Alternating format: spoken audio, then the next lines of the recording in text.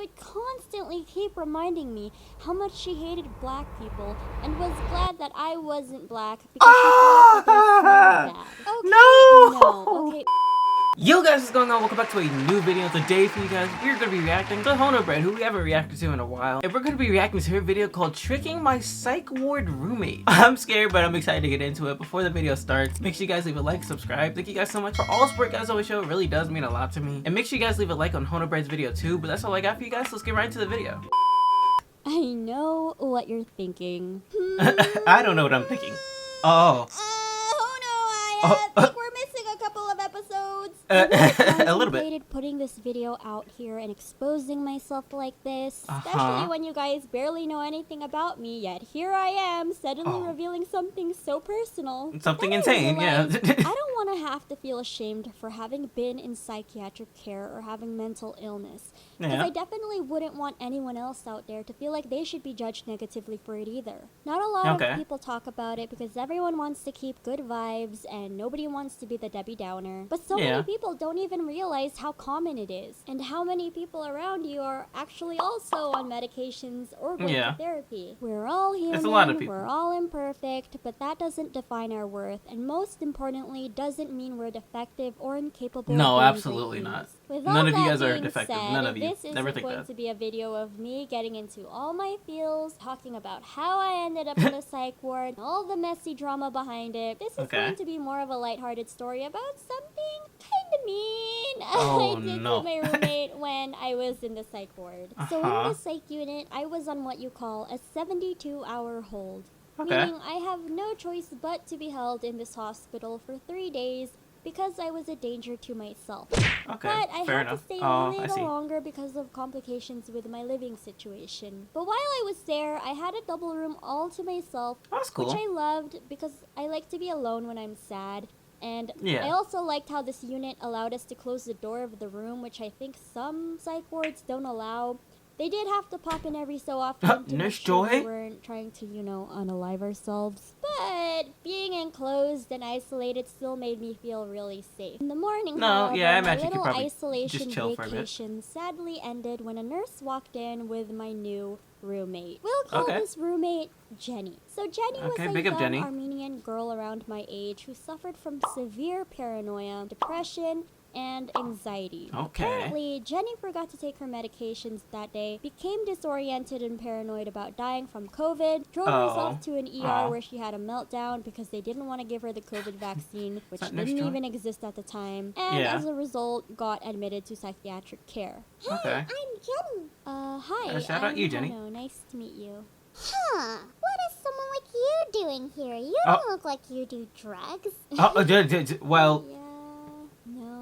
Jenny was kind of weird at first, not gonna lie, but I was just happy to have a roommate that wasn't trying to hurt me or kill me. Like this other patient that this happened? Jenny also talked a lot about how she really wanted to keep in touch with me, be my friend, and invite me over to her house so she can feed me Armenian pastries.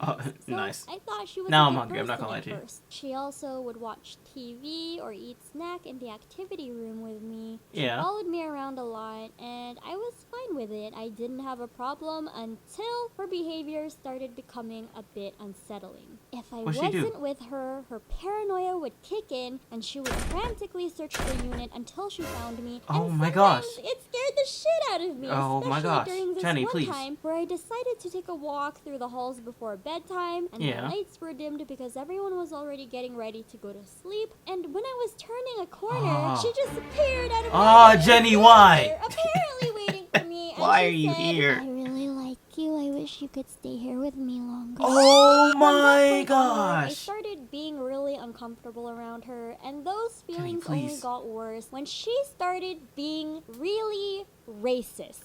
She had a habit of repeating herself over and over, so she would constantly keep reminding me how much she hated black people and was glad that I wasn't black because she thought that they smelled bad. Okay, that's really fucked up. That's not okay. Jenny. But it's true. Gosh. No, it's not. I'm gonna leave. She would also act annoyingly cautious around the black patients in our unit. So the fact that she was a hateful racist made me start to strongly dislike her. So like I said, I mean, yeah, I would dislike her too, for different reasons. About COVID and her being mentally unstable from forgetting to take her meds. Yeah. So she would constantly wake me up in the middle of the night freaking out. I can't breathe. My chest, it hurts. My heart is going to Jenny, stop. relax. I feel the COVID. Relax, Jenny. I feel it My in me. gosh. They don't want to help me or give me the COVID vaccine. They're here to kill us. Oh gosh. We're going to die. Jenny, No, Jenny. There is no COVID vaccine, and you are not dying. We all had to test negative to be here. So please, just sleep and shut the fuck up. Oh gosh. I know they have the vaccine, but they just won't give it to us. We're going No, Jenny. Go to sleep. I'm the type of person where if you disrupt my sleep in any way, I will become aggressive. No, you have to let me wake up on my own Especially if I accord. am sleep deprived. And just to give you guys an idea of how irritable and sleep deprived I was, before I was admitted to the psych unit, I was serving my 72-hour hold in the emergency of a different hospital. Because before you even get admitted to a psych ward, there's this whole process for the hospital to try and find a psych unit with an open vacancy for you. Yeah. And for me, it took the full 3 days for them to find me an available room. Oh. So, while I was waiting in the ER those 3 days, I wasn't even put in a private room. I was sitting in a bed in an overcrowded hallway with a bunch of other psych patients waiting for placements, with paramedics and nurses chaotically running all over the place the entire time. Yeah. I didn't have my phone. I couldn't leave my bed unless to go to the bathroom because I was being monitored by a police officer. And obviously, I couldn't sleep in a constant loud and bright environment because they never dimmed the lights. So I had no sense of time those 3 days. And when I was eventually transported to the psych ward at 4 in the morning, I couldn't even sleep there because I was so overwhelmed by the check-in process.